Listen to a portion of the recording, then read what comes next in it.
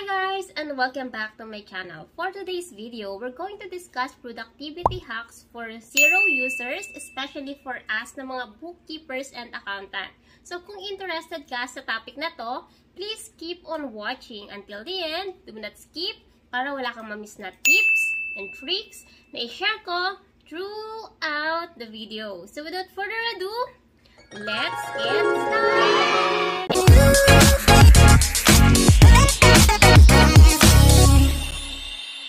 Kung bago ka lang sa channel na to, I'm Kajea, virtual assistant, executive assistant, bookkeeper, accountant. So kahit anong work, pinapasok ko, basta't online, kasi online work is amazing!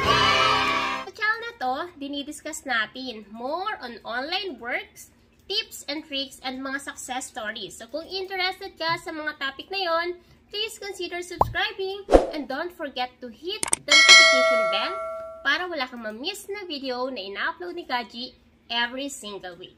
Okay guys, so wag na nating patagalin pa. Ano-ano ba yung mga productivity feature na meron sa XERO na pwede mong magamit as a bookkeeper? Guys, kapag ginamit nyo itong mga feature na to, mas mapapadali yung work mo as a bookkeeper or kung accountant ka man. Kasi, by using this feature, yung time na ma-consume mo to do a certain task sa loob ng XERO ay malilesen. Kung ginagawa mo siya isa-isa, there's a way where you can do it in bulk. And you can just spend, halimbawa, 1 minute to process the transaction. Okay? Pero kung iisa-isahin mo siya, it will take like 30 minutes or 1 hour. So guys, yung number 1 productivity hacks na meron sa XERO is yung tinatawag natin na find and recode.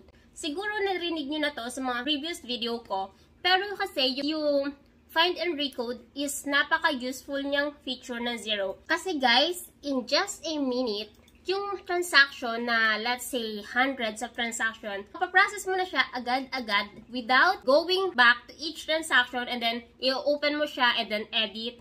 Open mo yung another transaction and then edit. Hindi siya ganon. Kapag ginamit mo si find and recode, you can select up to 2,000 transactions and then, pwede mo siyang i-recode agad-agad. Ano-ano yung mga pwede mong i-recode? Number 1, ang madalas nating pinagagamitan ng find and recode is kapag magre-reclassify tayo ng transaction. Halimbawa yung sales, napasok mo siya as an expense. So, mali na, diba? So, what if you have 2,000 transactions? Iisa-isahin mo ba yun? Syempre, hindi. To make it easier for us as a bookkeeper, all you have to do is to find yung transaction using the find and recode feature, and then agad-agad you can reclassify them without going to each transaction line one by one. Okay? So yun yung tinatawag nating find and recode. Useful siya sa mga bookkeepers na naka-encounter ng mga errors sa pagka-classify ng mga transactions. Okay? Number 2 is yung tinatawag nating bank rules. So, bakit ba meron tayong bank rules sa XERO? So, yung bank rule is the easier and quicker way para mag-classify tayo ng mga transactions or mag-categorize tayo ng mga transactions from the bank statement line. Ika-categorize natin, okay? So, halimbawa, nag-import ka ng bank statement or si bank is connected sa XERO, which is bank feed. So, ngayon, kung yung mga transaction na yun ay repeating transaction, then, imbis na every time na may encounter mo siya, create, and then yung category, and then yung why, imbis na iisa-isahin mo siyang lalagyan ng mga data, like halimbawa, who, for example, pangalan kung sino yung payee, what, yung transaction, and why, bakit. So ngayon, imbis na isa-isahin mo sila, pwede kang mag-create ng bank rule sa mga repeating transactions para the next time na ma-encounter mo yung same transaction is hindi mo na kailangang i-enter ng paisa-isa yung details. Pwede mo na siyang i-okay lang, pero make sure na, syempre, bago mo i-click yung okay button, you have to cross-reference yung dalawa, yung bank statement line and yung rule na create mo. Make sure nagmamatch talaga sila. Kasi sometimes, si XERO, di ba, dun sa rule na ginawa mo, may nabasa siyang parang text na almost the same nung ginawa mong rule, pwede niyang mabasa yun and pwedeng mamali. So, all you have to do is to cross-reference yung bawat statement line dun sa bank rule bago mo siya i-okay. By using bank rule, guys, mas mapapadali na yung categorize mo ng mga transactions. Ano-ano ba yung mga possible transactions na pwede natin gawa ng bank rules? Ang ginagawa natin ng bank rules ay yung mga transactions na hindi kailangan ng supporting documents. Pwedeng transfer, meaning bank transfer from one bank to another bank na within the organization sa XERO. Halimbawa, HSBC USD to Amex USD. Okay? O kaya naman, WISE USD to WISE Euro. So, pwede yung transfer. O kaya naman, mga bank fees or payment gateway fees. So, yun yung mga common na transactions na pwede mong gawa ng bank rule. Okay? Pero kapag yung mga transaction kasi is kahit alam mong repeating transaction siya, and then nire-require tayo ng mga clients natin to have supporting documents sa mga transaction na yun, we cannot apply yung mga bank rules na yun. Kasi ang gagawin natin is to find and match yung mga transactions from the bills or from the sales invoice tab. Okay? So, meron na tayong find and recode, bank rules. Now, another feature na pwede mo magamit sa XERO is yung tinatawag nating cache coding.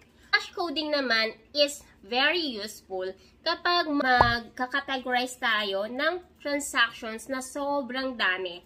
Let's say, halimbawa, sobrang dami ng bank fees, sobrang dami, let's say 200 transactions ay para sa bank fee.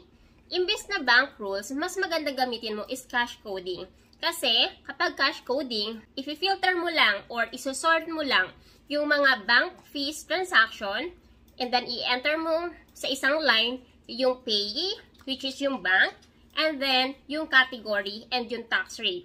Kapag nagawa mo na yun, mapapopulate na yung in-enter mo dun sa line na yun sa lahat ng line na sinelect mo doon sa XERO. And then, once that's done, ang gagawin mo lang is to click yung reconcile button sa baba. And then, kapag napindot mo na yun, ipaprocess na si transactions, and then done. So, makiklear na lahat ng iyong bank fees transaction na naselect mo doon sa XERO cache coding feature niya. Okay?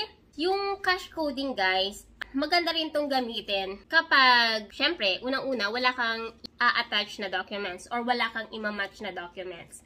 And by using cache coding, mas na-maintain mo yung accuracy ng record mo kasi, syempre, for example, bank fees, sinelect mo lahat bank fees, then alam mo na wala kang na miscategorize na transactions. Kasi isang beses mo siyang ginawa in bulk and then lahat yun na make sure mo na lahat ay related sa bank fees. Okay, another feature ng XERO na hindi masyado nagagamit ng mga bookkeeper or accountant is yung XERO search. So, kung mapapansin nyo, sa top right ng inyong screen, sa XERO account nyo, may makikita kayo doon na search icon, yung parang magnifying glass. When you click on that, hindi na kayo mag-search ng contact information, you can search amount, you can search, halimbawa, parang code lang. Then, magbibigay na ng suggestion si XERO kung ano yung data or yung word na sinearch mo doon sa search icon na yun. And then, ipapakita niya sa'yo lahat ng option. Papakita niya sa'yo yung bills, yung contact information, pwede rin namang amount, kung transaction spend money or receive money.